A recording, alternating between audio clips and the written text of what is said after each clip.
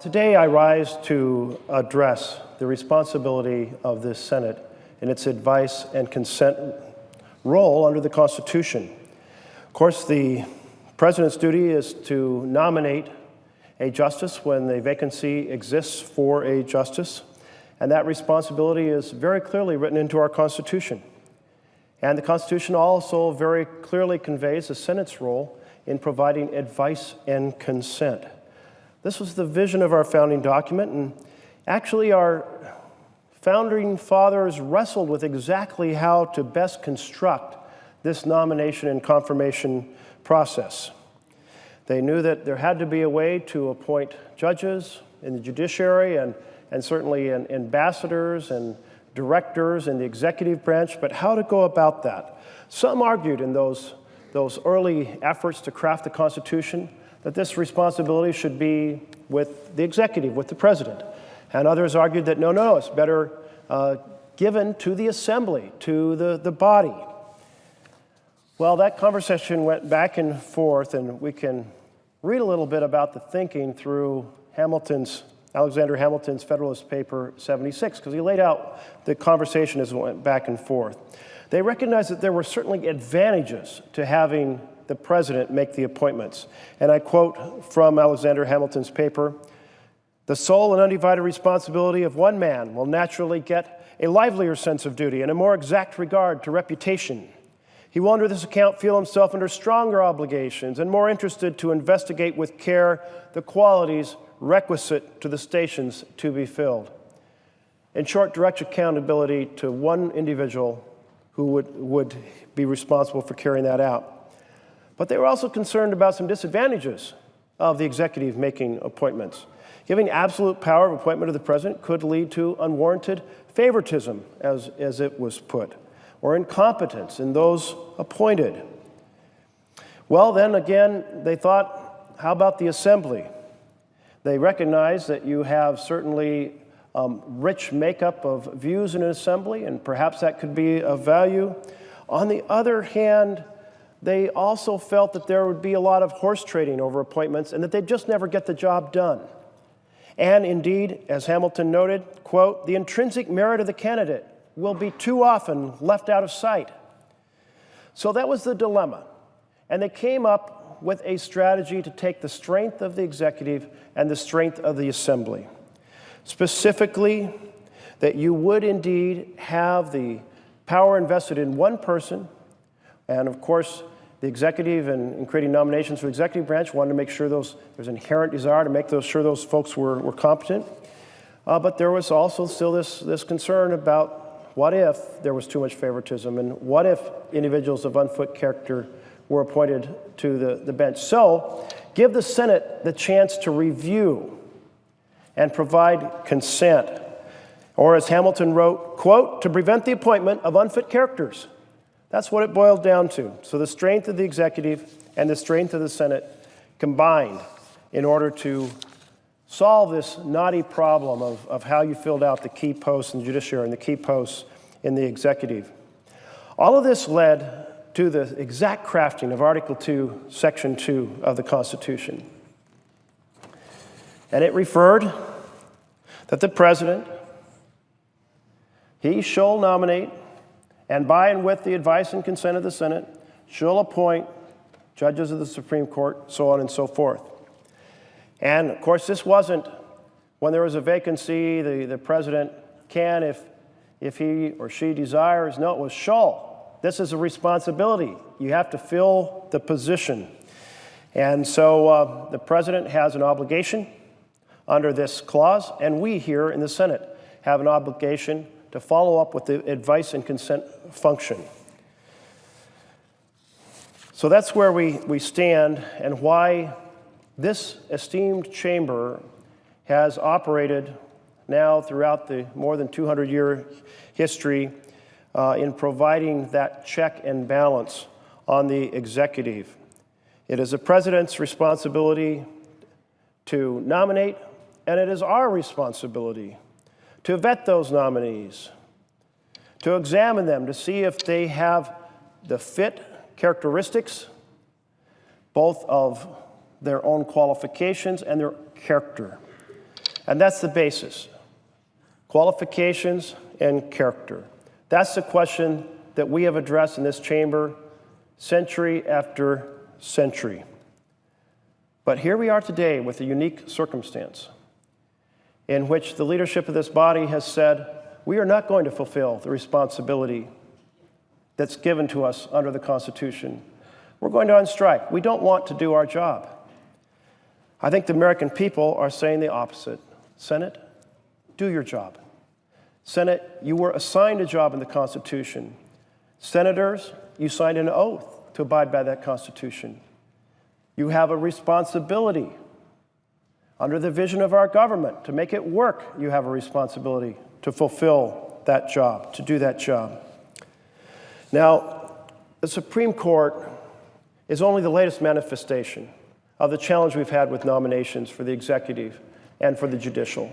I hope we can come together and develop a much more rapid system of vetting nominees, and if there's not a major objection, having those at lower levels essentially conveyed quickly into their posts, because this is something that we know will be the case. We know that over time there will be Republican administrations and there will be Democratic administrations.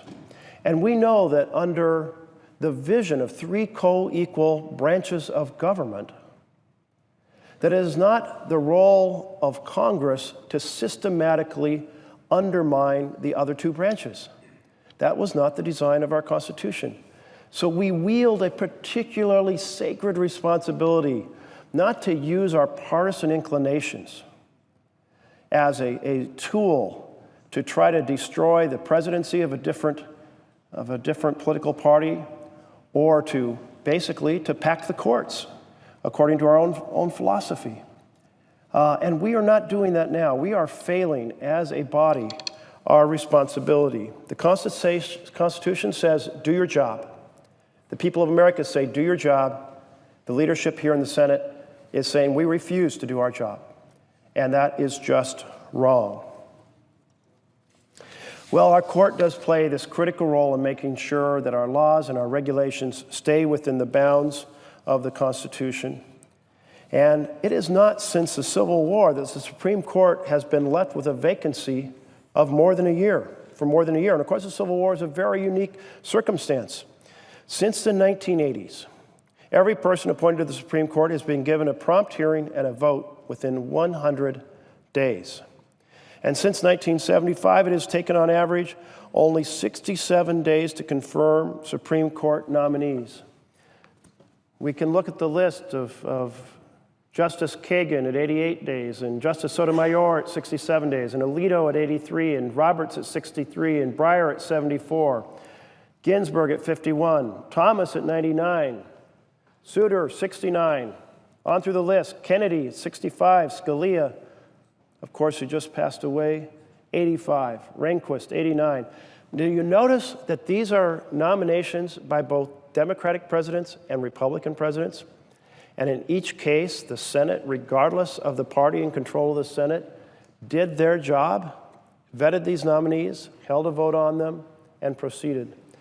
But now we have more than 317 days, 317 days still left in this administration, and the leadership of this body is saying that they're not going to do their job for 317 days. Not going to meet with a nominee, not going to hold a committee meeting on the nominee, not going to report that to the floor, not going to hold a floor debate, not because of the standard set up in the Constitution, not because of the standard, is this a fit character? Is he or she fit by qualifications? And is he or she fit by judicial temperament? The standard of unfit character, no. This is a strike, a job strike based solely on partisan politics. Bringing partisan politics into the very place it should never be, confirmation of our judges. And not 100 days, but more than 300 days, totally out of sync with the history of this nation, totally out of sync with the responsibility that each of us is assigned to help provide advice and consent. More than a dozen Supreme Court justices have been confirmed in the final year of a presidency. And I want to emphasize that because there have been folks here in the chamber who said, well, there should be some special rule. In fact, they even thought there was some special rule that you don't confirm a Supreme Court justice in the final year of a presidency. Well, that simply is not the case. More than a dozen justices have been confirmed in the final year of a presidency. Most recently, Justice Kennedy was confirmed in the last year of President Reagan's final term. And it was not a Republican-led Senate that did that confirmation. It was a Democrat Party-led Senate that did that confirmation because the Democratic Party leadership and members said, this is not partisanship. This is a responsibility we have, and we're going to execute it. But unfortunately, we're hearing a very different story at this moment from the Republican leadership in this body, and it's an embarrassment. It's an embarrassment to this chamber. It's an embarrassment to our responsibility. And I certainly am appealing that it be remedied. There's time to remedy it.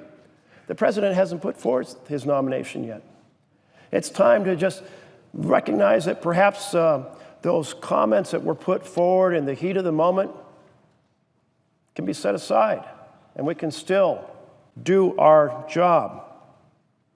When people elect a president, they don't say to the president, do your job for 3 years, but you get the last year off. When they elect us, they don't say, well, do your job for 5 years, but you get the last year off. And they certainly don't say, and by the way, after a couple years, you can take a year off from your constitutional responsibilities. Now, a president's elected for all 4 years. Our responsibility to provide advice and consent goes on continuously. In the last 200 years, the Senate has carried out its duty to give a fair and timely hearing and a floor vote to the president's Supreme Court nominees, whether the president is a Democrat or Republican, whether this body is led by a Democratic majority or Republican majority. Let's not change that tradition. Let's not fail our responsibility. In fact, let's honor our constitutional responsibility. And thus, I'll just close by calling on my colleagues. Let's work together to diminish the partisanship and improve the problem solving. Let's turn down the rhetoric in terms of our back and forth during this campaign year, and certainly turn it down enough that we can fulfill that core responsibility to provide advice and consent on nominations, and certainly on what is probably the most significant and important nomination, that of an individual to the Supreme Court of the United States of America. To summarize, the Constitution lays out the job before us. The American citizens expect us to do our jobs. Let's do our job.